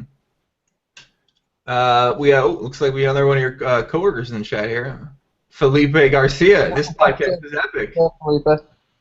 As if I didn't have to see enough of Ariel already at work. Love it. Shout out to Felipe, man. What's up, Felipe? Felipe, hey, if he's lying, if he's doing some things, this is the time to let us know in the chat. We would appreciate that. I should have promoted this on Facebook. Now I'm going to get called out. Well, so I tagged you on the status, but you can share it at some point in time if you want people to see it later on. I think I reshared yours or whatever. But. On Facebook? Oh, you did share it. Okay, yeah, that's probably why people saw it then. Yeah, I wasn't sure, like, you being, if you're like a lawyer, I don't know if you have things to hide, if you can, like, not talk about your poker past, if it's, like, a big secret, I'm not quite, it's like... Trust me, the DA's office, they told me that at a happy hour somebody found out about the poker thing, and they all Googled me, and, my enemies know. They're not all my enemies, but, the other side knows. My coworkers know. It's just, it's like a smattering of people being like, "Oh, I Googled you over the week." I'm like, "Fuck," It's like this day was bound to happen. So if I give you that $1,000, can you turn it into 10,000 for me still, or you still not play poker anymore? Yeah, exactly. I love those questions. All right, so this is change. This is something new that I realize people have great stories about, and that is going to Vegas for the World Series of Poker at some point in time in the past. A lot of people have very fun DGen/fun stories in general. Let me hear a couple of some good stories from the past World Series of Poker adventures for you. This is where I gotta figure out how much I want. Let's either censor those stories or potentially figure out, maybe change a detail potentially or two, or a more politically correct story then. Definitely, I remember. It doesn't have to involve you. I mean, you could be there. It could involve maybe a friend or something like that too. Okay, so one of the memorable stories from my poker days is I forgot whose it was. I think it was Isaac Barron, West Menlo AA or whatever. I don't know what he's up to these days, but he was also always one of these top tier poker players. And his friends for his 21st birthday, I want to say, that sounds about right. I think he was friends with Trejo and them all, and they all pitched in for a $10,000 a night suite at the Palms. And this was back when 200, 400 had just come out. 2550 was still high stakes. The poker elite weren't quite as wealthy as they are now. So it was this baller ass party, $10,000 suite, and like everybody who was at all involved in the online poker high stakes world was there. And CTS, I mean, to this day, I think he's like the toughest opponent I ever played, and he was just like beast moding back then. I assume he still is now. And Cole South just stops the party. He just goes, "I want to bet $100,000 on a hand of blackjack." I mean, even these days, that's ridiculous. But back then, I was like, are you fucking kidding me? Like, that was like my role at the time, you know? So this poor guy, like, Isaac, his party's done. Nobody wants to hang out in the suite anymore because, like, drunk Cole is going to go down and play $100,000 in a hand of blackjack. So this entire mob just, like, descends on a high-stakes blackjack lounge in the Palms, and he explains to them the situation. They're like, no, we have a $5,000 a hand limit. He's like, are you kidding me? You're not going to let me bet higher? And they're like, no.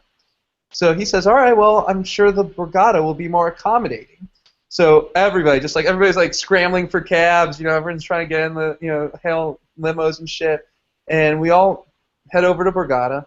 And I told Cole, I was like, man, I don't know if this is such a good idea. And he's like, oh, don't be a Ned. I'm like, no, I just mean, like, you're not 21 and your ID is fake as hell. And I don't know if you just want to, like, go in a casino with $100,000. He's like, oh, yeah, good point. Here, you do it. And he, like, stuffs a paper bag with $100,000 in cash in my stomach.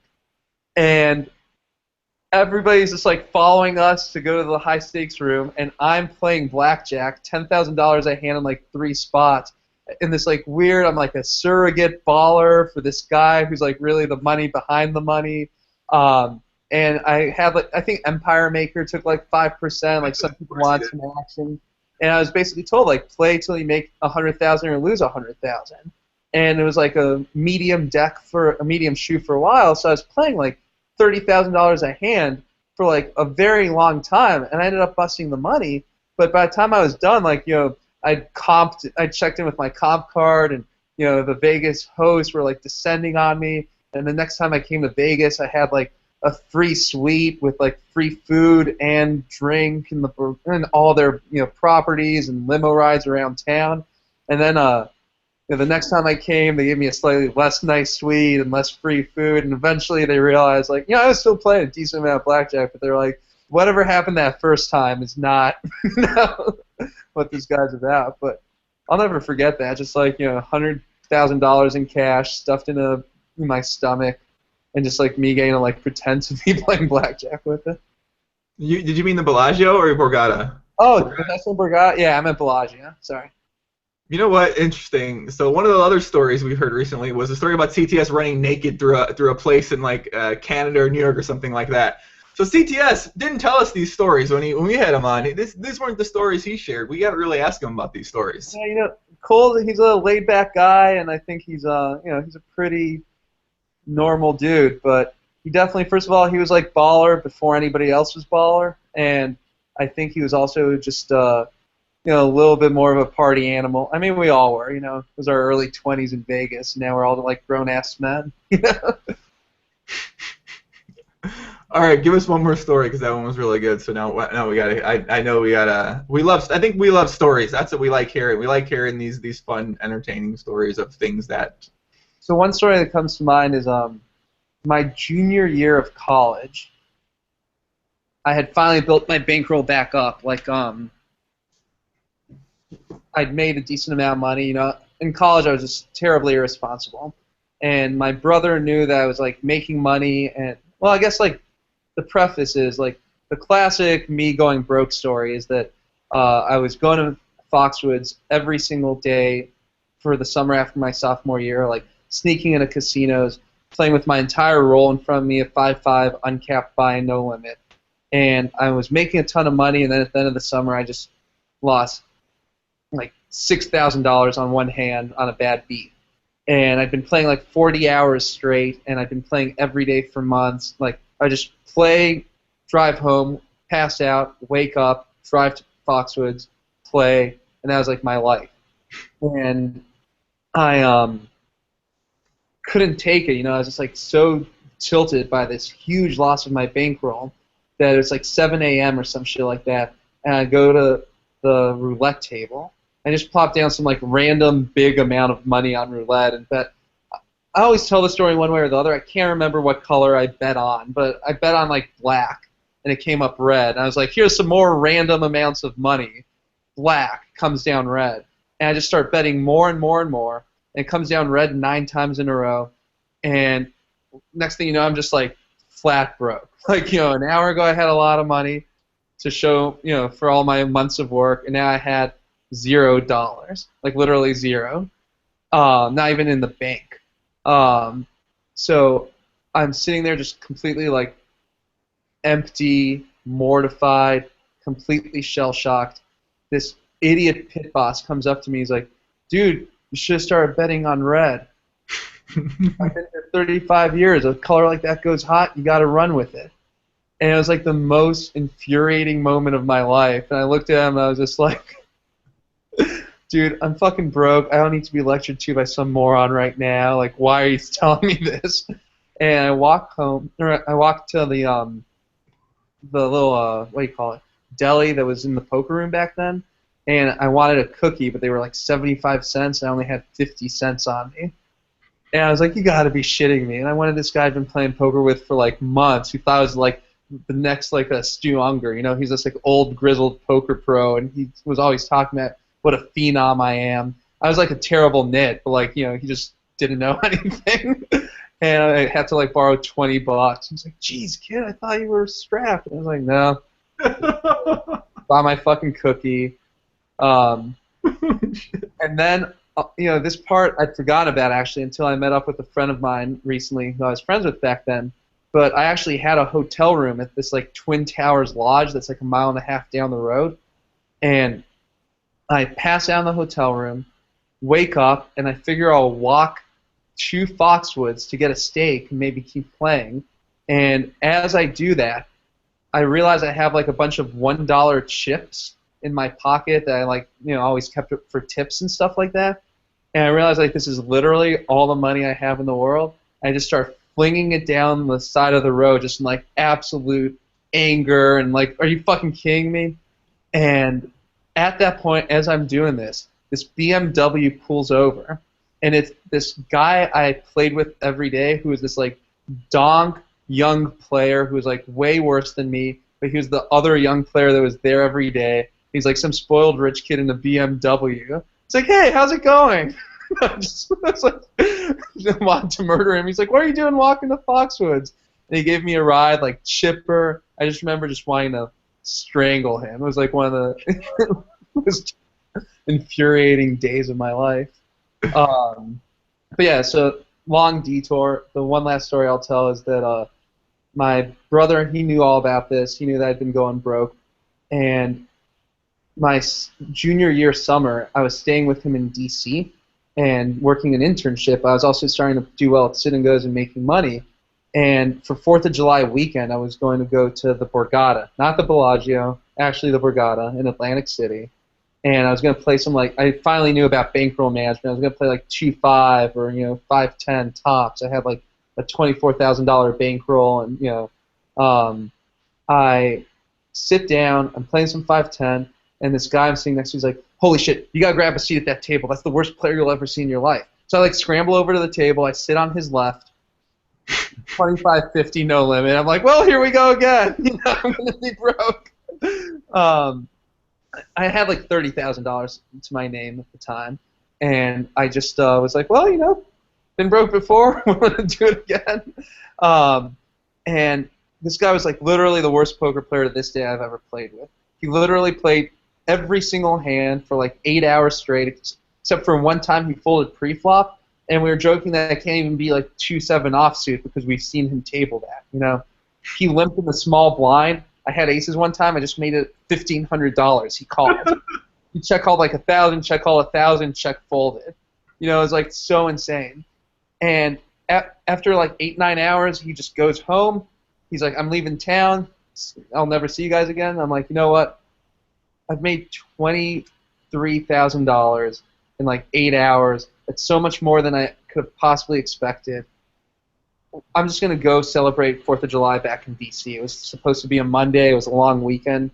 So I get back to DC, and it's like really early in the morning, and I don't have keys to the apartment. I don't know where they are. So it's like a Sunday morning, and I'm banging on my brother's window, and he shows up, and I'm exhausted and early. You know, I'm supposed to still be in AC, and he goes, "You didn't go broke again, did you?"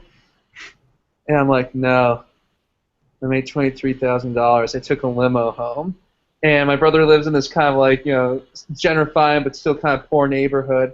And he's at the end of a T intersection. And there's like a stretched limo doing like a 45-point turn. Like, it's 8 a.m. on a Sunday. And he just looks at me. He's like, "I fucking hate you." And then we like go inside, and I take out my phone to charge, and I find like $1,000 chip. I'm like, I guess I made 24,000. Like, pass out.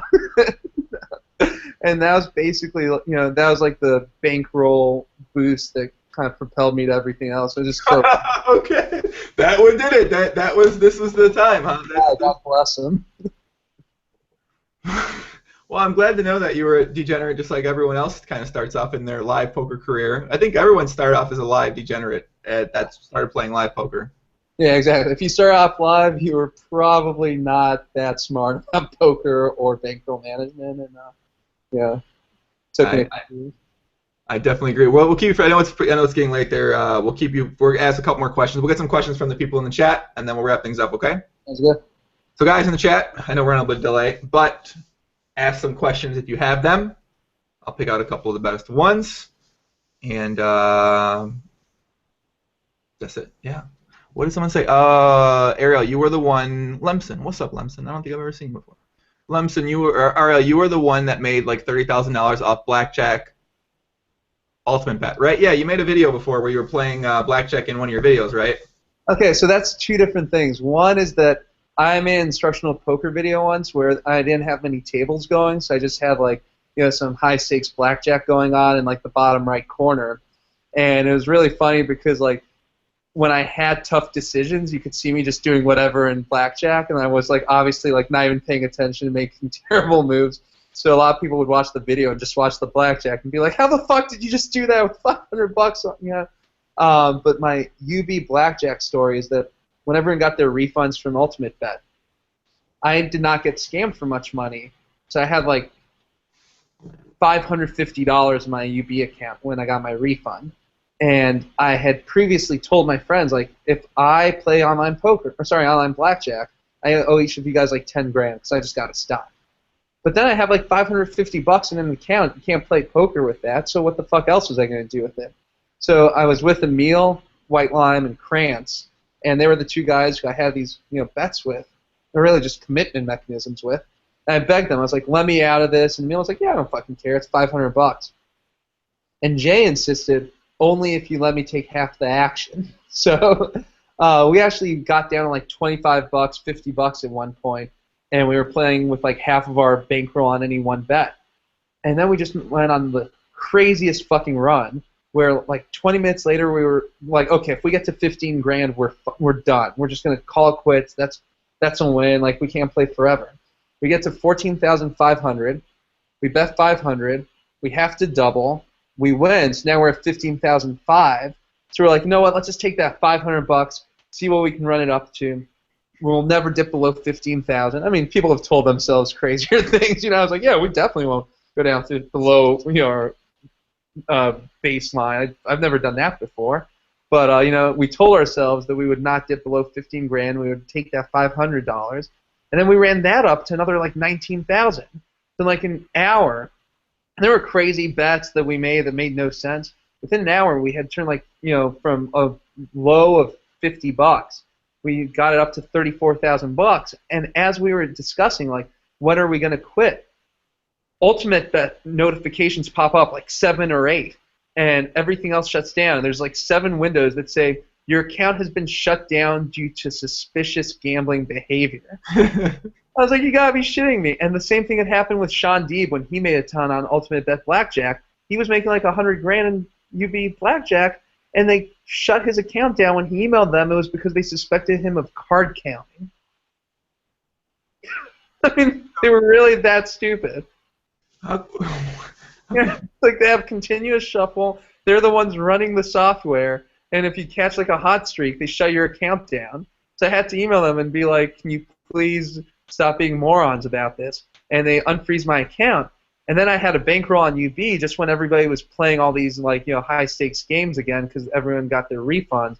And within like a week, I had like a couple $100,000 in my UB account. You literally took the $500 and ran it up to a couple 100,000 on UB. Yeah. Did you ever get any of that money off of UB, or was it? Yeah. I did not have anything left when they went down. Running good. Matt Chisness says, ask about the commercial. Explain the commercial to us real quick. So the commercial is something that I think ended up being my longest or strongest legacy in the poker world. Because whenever I go back, I think that's what people say they remember the most. Is I put out, I guess the backstory is, back when this ad came out, I was living with my friend, actually one of the guys I started Rap Genius with, my friend Alon, and he was working at Google Ads, and they had this platform set up where you could put in a bid for if you want to buy ad space and your bid was competitive, you could target it for certain times, and it would just kind of automatically get slotted in. You get charged whatever you said you were willing to pay, and it would just be broadcast on national TV. So my friends and I, we created this like 30-second, super janky, like slideshow advertisement with a like there's like banjo music in the back, like bam bam bam bam bam bam bam bam bam bam bam bam, and there's like a slide of me like chomping on a fork, and it's like highly educated, went to Yale, like this over-the-top parody, like you can't see me as I'm like staring intensely, and I targeted like WPT, the Game Show Network, all the poker shows, and just like as a joke, like Oxygen and Lifetime, because what up, ladies, and it ended up being viewed by like 1 million people for only like $1,000. It was like one of the most cost-effective advertisement campaigns in history, but Gawker got wind of it, and they thought it was such a douchebag. They either hated the joke or they didn't realize it was a joke, but they hated it so much that they posted like, in an interview, FoxwoodsFiend / Ariel Schneller claims that he reached like 1 million homes for only $1,000. This is the end of the world. Because of Google's new policy, any asshole douchebag who wants to bombard your TV with personal ads, and this actually all happened when I was like home with my mom and my brother, and I linked to the Gawker review on my blog, and my mom read it, and then she's reading through the comments, and she's like, why does James6969 say you're a fucking loser, weirdo, asshole, dickwad? And I'm like, well, Mom, like the thing about the internet is there's haters. I'm trying to explain to her like the whole phenomenon, and she just kind of like slightly tears up and she's like, well, I don't like it, Yeah, because of that Gawker coverage, Google actually changed their policy, and they decided they were only going to do ads for people who were advertising like a good or a service. So, I mean, it was just an ad for my blog. Like at the end, it was like www.foxwoodsfiend.com. So at the end of it all, I think, I'm not positive, but I think that I have the only nationally televised personal ad in the history of man or woman. So that was, I think that for a lot of people they remember it because they would just be like high watching some like WPT show at like 2 a.m. and all of a sudden this like ridiculous ad for me comes up. What the fuck just happened? It was like a 2+2 thread ad. I was like, does FoxwoodsFiend have an ad? Like, why does he have an ad? What is he promoting? And when I tell people about this sometimes, especially in the advertising world, they're like, well, did the ad work? Like, did you get a lot of traffic? I'm like, I don't know. I didn't even have analytics set up. I was like purely doing it for the joke. And it just spiraled out of control. An indirect marketing advertising genius, I suppose you could say. Felipe says he was always a big spender since speech and debate camp when he overspent on his parents' credit card. Main reason why he will never get married. I went to speech and debate camp. My parents gave me a credit card to use in case of emergency. my emergency was that all my friends were rich and wanted to go out for meals instead of eating at the dining hall. So I racked up a ton of debt. I couldn't pay it off. My mom was working on her dissertation, so she made me transcribe. This is like his favorite story. She made me transcribe the interview tapes that she'd recorded. And when you transcribe, you can't keep up with the conversation. So you're like, type, type, type, type, type, rewind, rewind, type, type, type, rewind, rewind. So it's all kind of on loop.